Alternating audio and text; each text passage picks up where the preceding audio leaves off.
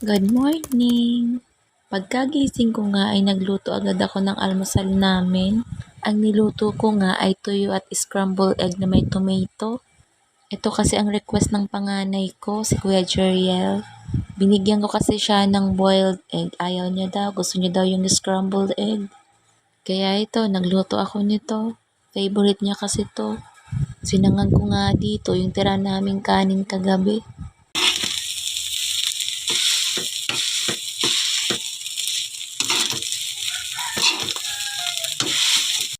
After ko nga magsangag ng kanin, inilagay ko dito sa malaking plato. Nire-ready ko na nga yung pagkain namin.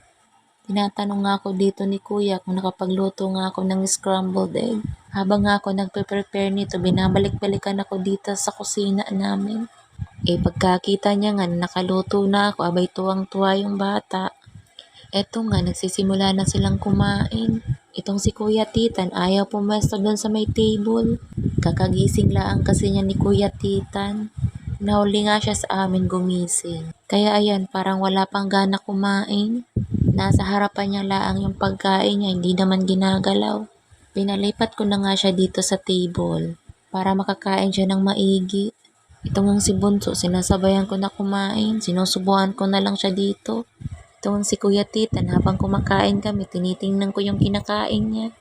Tinitira niya nga yung kanin, ang kinakain niya lang ay yung egg. Pagkain kasi ang ulam niya, hindi niya talaga ginagalaw yung kanin. Kaya ayan, ang dami-daming tirang pagkain. Sinasabihan ko nga siya dito, ang sabi sa akin, mamaya niya daw kainin. Nabusog na daw kasi siya ng egg.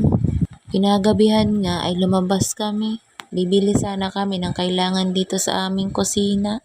Yung pagbibilhan pala namin ay magko-close na. Hindi na nga kami pinapasok kaya ang ending hindi kami nakapagbili. Bibili nga sana ako ng asukal at kape. Ang bilis kasi maubos ng asukal at kape namin. Ang hihilig kasi namin magkape kahit mainit ng panahon.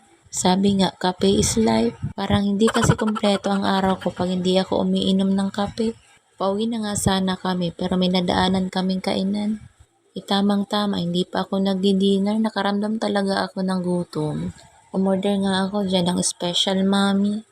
At umorder din kami ng lugaw para sa mga bata. Pagkakita ko nga nitong special mommy na sinaserve sa akin, abay, bigla akong natakam.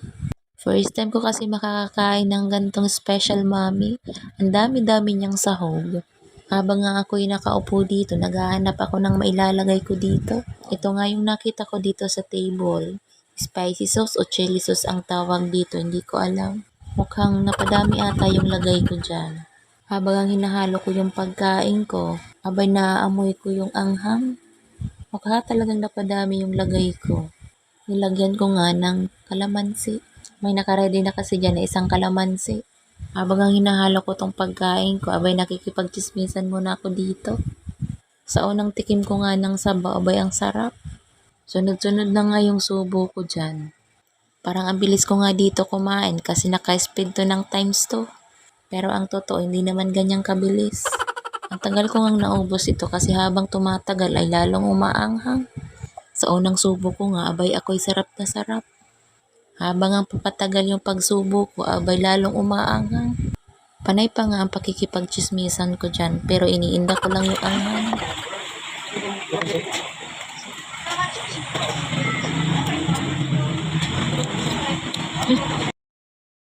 Welcome to Marcel Bergonio. Vlog Marcel Bergonio. Vlog. Subscribe.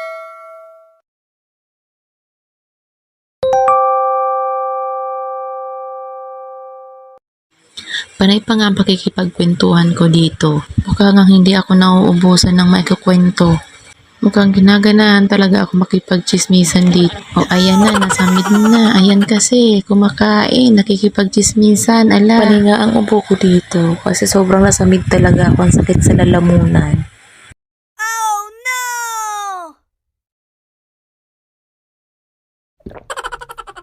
Pagkadating nga namin dito sa bahay, sinalubong ako ni Bunso, sinasabing help me. May bisita pala kami, nanonood ng tablet. Salamat sa panonood, hanggang dito na lang, paalam.